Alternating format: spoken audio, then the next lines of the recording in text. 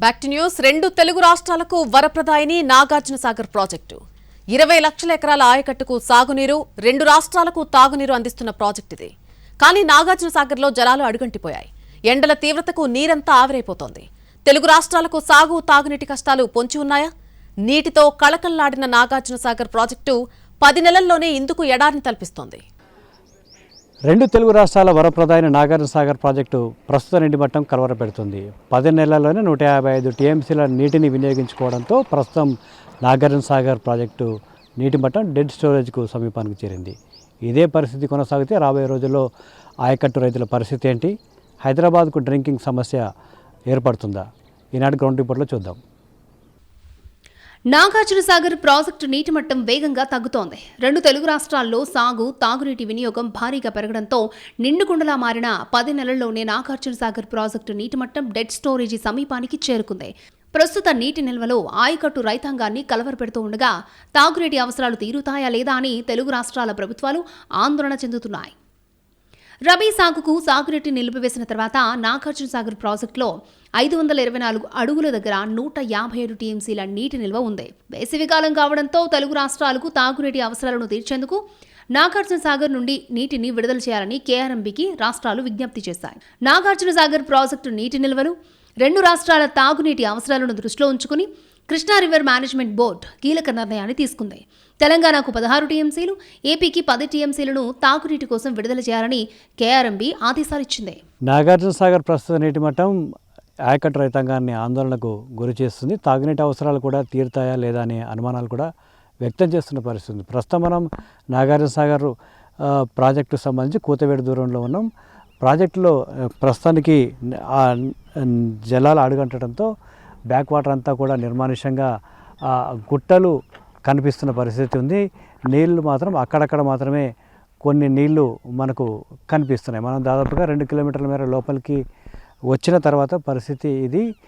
భవిష్యత్ అవసరాలను ఏ మేరకు తీర్చుతుంది, ఇటు సాగునీటి అవసరాలను ఏ మేరకు తీర్చుతుంది, ఇటు హైదరాబాద్ జంట నగరాలకు తాగునీటి అవసరాలు తీర్చగలుగుతుందా లేదా, 510 అడుగులకు దిగితే నీటి మట్టం పడిపోతే ఎమర్జెన్సీ మోటార్లను వినియోగించాల్సిన అవసరం వస్తుందా లేదా అని మాత్రం మరికొద్ది రోజుల్లో తేలే అవకాశం అయితే ఉంది.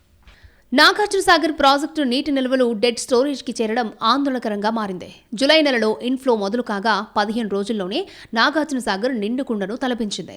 18 ఏళ్ల తర్వాత నాగార్జున సాగర్ క్రస్ట్ గేట్లు జులై నెలలోనే తెరుచుకున్నాయి. ఖరీఫ్, రబీ పంటలకు సాగునీరు అందించిన నాగార్జున సాగర్ ప్రాజెక్ట్ రెండు తెలుగు రాష్ట్రాల తాగునీటి అవసరాలను కూడా తీర్చుతుంది. కానీ ఏటా నీటి వినియోగం పెరగడంతో ప్రస్తుతం నాగార్జున సాగర్ ప్రాజెక్టు జలాలు అడుగంటాయి. నాగార్జున సాగర్ నీటి మట్టం వేగంగా అడుగంటుతున్న నేపథ్యంలో జంట నగరాలకు తాగునీటి సరఫరాపై అనేక అనుమానాలు కూడా వ్యక్తమవుతున్నాయి. ఈ నేపథ్యంలోనే ప్రస్తుతం మనం హైదరాబాద్ జంట నగరాలకు తాగునీటిని అందించే ట్రీట్మెంట్ ప్లాంట్ వద్ద ఉన్నాం. కోదండాపూర్ వద్ద ఈ ట్రీట్మెంట్ ప్లాంట్ ఉంది. ఇక్కడ నుంచి హైదరాబాద్కి తాగునీరు అందించడంగా వాటర్ లెవెల్స్ని కావచ్చు, వాటర్ ప్యూరిఫికేషన్ సంబంధించి కావచ్చు, వాటర్ ట్రీట్మెంట్ అని అధికార యంత్రాంగం ఎప్పటికప్పుడు పరిశీలిస్తూ నీటిని విధంగా అధికార యంత్రాంగం అప్రమత్తమైంది. 505 అడుగుల వద్ద కూడా 15 మోటార్లను బిగించి హైదరాబాద్కు ఎలాంటి ఇబ్బందులు లేకుండా తాగునీటిని విడుదల చేసే, తాగునీటిని పంపించేందుకు ఇక్కడ అధికార యంత్రాంగం ఏర్పాటు చేస్తుంది. ప్రతి ఏడాది వేసవిలో హైదరాబాద్ జంట నగరాలకు తాగునీటి కొరత రాకుండా ముందస్తు చర్యలను తీసుకుంటున్నారు జలమండలి అధికారులు. ఇందులో భాగంగానే ప్రాజెక్టు నీటి మట్టం 510 కంటే కిందకి తగ్గితే అత్యవసర మోటార్లు వినియోగించేందుకు వీలుగా హైదరాబాద్ జలమండలి అధికారులు సన్నద్ధమవుతున్నారు.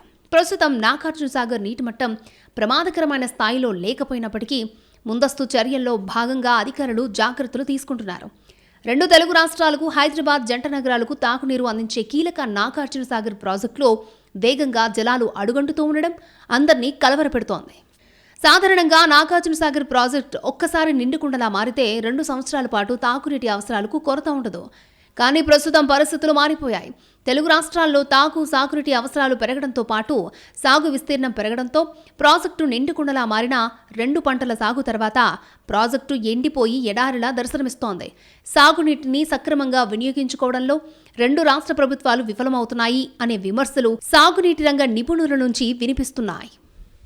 ఒక ఏడాదిలోనే నిండుకుండలా మారి 10 నెలల్లోనే 155 టీఎంసీల నీటిని వినియోగించుకోవడం, ప్రస్తుతం డెడ్ స్టోరేజ్కి సమీపంలో నాగార్జున సాగర్ నీటి మట్టం ఉండడం ఆయకట్టు రైతులను ఆందోళన కలిగిస్తుంది. ప్రస్తుతం ఉన్న నీటి మట్టం తాగునీటి అవసరాలను తీర్చుతుందా లేదా, హైదరాబాద్తో పాటు 2 తెలుగు రాష్ట్రాల తాగునీటి అవసరాలు తీర్చుతుందా లేదా అనేది అనుమానాలు కూడా వ్యక్తమవుతున్న పరిస్థితి ఉంది. సకాలంలో ఋతుపవనాలు రాకపోతే నాగార్జున సాగర్ ఆయకట్టు రైతాంగం పరిస్థితి అగమ్య గోచరమని చెప్పాలి. కెమెరామెన్ బాలుతో విజయభాస్కరన్ టీవీ, నల్గొండ జిల్లా.